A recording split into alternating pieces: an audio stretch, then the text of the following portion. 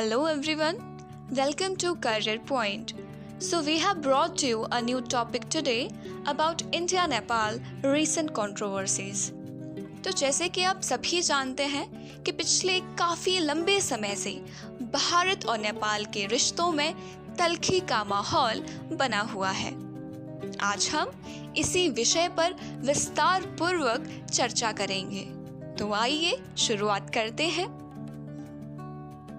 भारत व नेपाल ऐतिहासिक, धार्मिक, सांस्कृतिक तथा भौगोलिक दृष्टि से कई बातों में समान है। दोनों देशों के बीच समानताएं इस प्रकार एक दूसरे से जुड़ी हुई है कि यह कल्पना करना कि एक देश में आए परिवर्तन का दूसरे देश पर प्रभाव नहीं पड़ेगा असंभव है। इसके अतिरिक्त दोनों देशों के बीच 1700 किलोमीटर से अधिक लंबी साझा सीमा है, जिससे भारत के 5 राज्य सिक्किम, वेस्ट बंगाल, बिहार, यूपी व उत्तराखंड जुड़े हैं, जो इसे सामरिक दृष्टि से महत्वपूर्ण देश बना देती है। चीन व भारत के बीच स्थित होने के कारण यह देश एक अवरोधक राष्ट्र की भूमिका भी निभाता है। आधुनिक नेपाल के जनक पृथ्वी नारायण शाह ने अपनी विदेश नीति के संदर्भ में यह कहा था कि यह देश 2 चट्टानों के बीच खिले हुए फूल के समान है। भारत तथा नेपाल संबंधों का सही विवेचन एवं विश्लेषण दोनों देशों के बीच विभिन्न चरणों में आए बदलावों के आधार पर किया जा सकता है। पहले चरण का आरंभ 1947 से 55 तक है।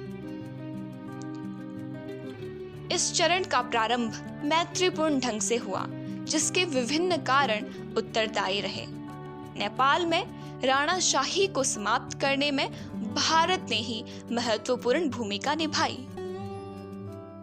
1947 में नेपाल सरकार की मांग पर भारत के वरिष्ठ राजनयिक श्री प्रकाश को नेपाल का संविधान बनाने के लिए काठमांडू भेजा गया। दोनों देशों के बीच भारतीय सेना में गोरखा लोगों को भर्ती करने संबंधी भी एक समझौता किया गया। वर्ष 1950 की भारत नेपाल शांति और मित्रता संधि दोनों देशों के बीच मौजूदा विशेष संबंधों का आधार बनी। इसी चरण में भारत ने नेपाल को संयुक्त राष्ट्र संघ की सदस्यता दिलाने में महत्वपूर्ण भूमिका निभाई। यह भारत के ही प्रयासों का प्रतिफल था कि 1955 में नेपाल को एक स्वतंत्र राज्य के रूप में संयुक्त राष्ट्र संघ का सदस्य बनाया गया। दूसरा चरण 1956 से 62 तक है। इस चरण में जहां एक और नेपाल ने चीन से घनिष्ठता बढ़ाने का रुख अपनाया, वहीं भारत ने नेपाल के साथ सरलता से काम लेते हुए भविष्य में संबंधों को निरंतर जारी रखने का प्रयास किया। संबंधों का तीसरा चरण 1963 से लेकर 71 तक है। 1962 में चीन से युद्ध तथा उसके बाद नेपाल का युद्ध के प्रति रवैये को देखते हुए भारत नेपाल के साथ संबंध में अधिक चिंतित हो उठा। अतः इस चरण में भारत ने नेपाल के साथ नए दृष्टिकोण वाले संबंधों की शुरुआत की। इस नए दृष्टिकोण का स्पष्ट अनुमान भारत के राजनेताओं द्वारा इस अवधि में की गई नेपाल यात्राओं से लगाया जा सकता है। इस नए दृष्टिकोण के अंतर्गत दूसरा महत्वपूर्ण पहलू था आर्थिक, सांस्कृतिक एवं सामाजिक क्षेत्रों के संबंधों को विकसित करना। संबंधों का चौथा चरण 1972 से 79 तक का है। इस अवधि में सर्वप्रथम महत्वपूर्ण परिवर्तन दक्षिण एशिया में हुए आंतरिक व बाह्य हस्तक्षेप को लेकर हुआ। इस अवधि के प्रारंभ में 3 घटनाक्रम इस प्रकार घटित हुए कि उनका सकारात्मक प्रभाव दोनों देशों को निकट लाने में कारगर सिद्ध हुआ। सबसे महत्वपूर्ण परिवर्तन सन 1971 में हुई भारत सोवियत संघ मैत्री व सहयोग की संधि थी। इसी अवधि में भारत पाक युद्ध तथा पाकिस्तान की बुरी तरह पराजय के बाद बांग्लादेश का उदय हुआ, जिसमें भारत की भूमिका ने उसे एक मजबूत स्थिति प्रदान करी। 1972 में महाराजा महेंद्र का देहांत हो गया तथा उनके देहांत के बाद उनके बेटे वीरेंद्र नेपाल नरेश बने। उनकी नीति भारत के प्रति सहानुभूतिपूर्ण थी। इन घटनाओं के कारण जहां एक ओर भारत की स्थिति इस क्षेत्र में मजबूत हुई, वहीं दूसरी ओर नेपाल ने भी अपने दृष्टिकोण में परिवर्तन लाकर भारत के साथ निकटता से संबंध स्थापित किए। 1977 में भारत में भी सत्ता परिवर्तन के अंतर्गत जनता दल की सरकार गठित हुई।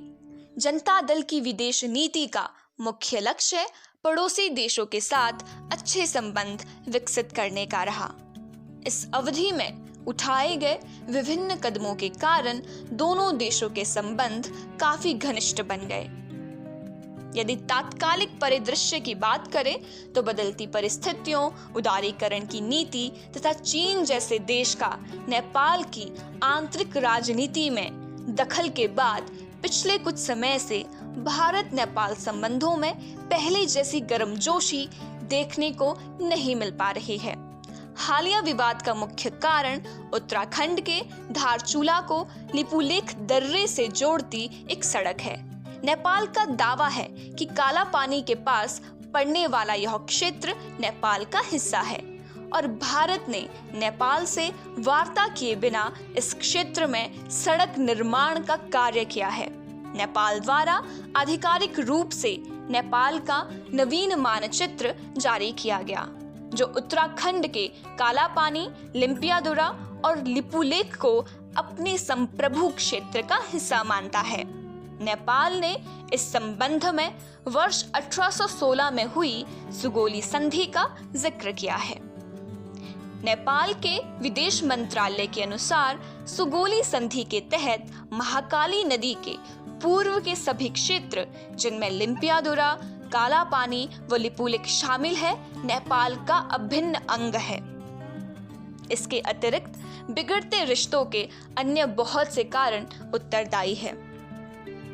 सितंबर 2015 में नेपाल का नया संविधान जब अस्तित्व में आया तो उसमें मधेसी समुदाय को पर्याप्त नागरिकता संबंधी अधिकार नहीं दिए गए। भारत व नेपाल के बीच रोटी बेटी का रिश्ता माना जाता है। बिहार और पूर्वी उत्तर प्रदेश के साथ इस मधेसी समुदाय का सांस्कृतिक एवं नृजातीय संबंध रहा है। लाखों मधेसियों ने वर्ष 2015 में नागरिकता को लेकर व्यापक आंदोलन चलाया। नेपाल सरकार का ऐसा आरोप है कि मधेसियों के समर्थन में भारत सरकार ने उस समय नेपाल की आर्थिक घेराबंदी की थी। वर्ष 2017 में नेपाल चीन के महत्वाकांक्षी project one belt one road परियोजना में शामिल हुआ। भारत द्वारा नेपाल पर इस परियोजना में शामिल न होने का दबाव डाला जा रहा था, जो नेपाल को बिल्कुल भी रास न आया व इससे भारत की बिग ब्रदर वाली छवि को स्थापित किया। इसके अतिरिक्त चीन ने नेपाल में पिछले कुछ समय से अपनी स्थिति को मजबूत किया है। नेपाल के कई स्कूलों में चीनी भाषा मंदारिन को पढ़ाना अनिवार्य कर दिया है और इसका खर्चा भी चीनी सरकार द्वारा ही उठाया जा रहा है। चीन नेपाल में बुनियादी ढांचा तैयार करने की विभिन्न परियोजनाओं पर काम कर रहा है, जिस पर भारी खर्च तो आता ही है, परंतु उन्हें निर्धारित समय से पहले तैयार कर लिया जाता है। इससे स्पष्ट होता है कि भारत को अपनी विदेश नीति तथा कूटनीति की समीक्षा करने की जरूरत है। भारत को नेपाल के प्रति अपनी नीति दूरदर्शी बनानी होगी। इसके लिए नेपाल के साथ हमारे जो भी सीमा विवाद है, उन्हें जल्द से जल्द हल करने की आवश्यकता तो है ही, परंतु नेपाल में हमारे द्वारा चलाई जा रही परियोजनाओं पर प्रभावी ढंग से काम करने की भी आवश्यकता है। वो सबसे महत्वपूर्ण, हमें नेपाल में अपनी सॉफ्ट पावर को और ज्यादा बढ़ाने की आवश्यकता है ताकि भारत नेपाल संबंधों को फिर से पटरी पर लाया जा सके।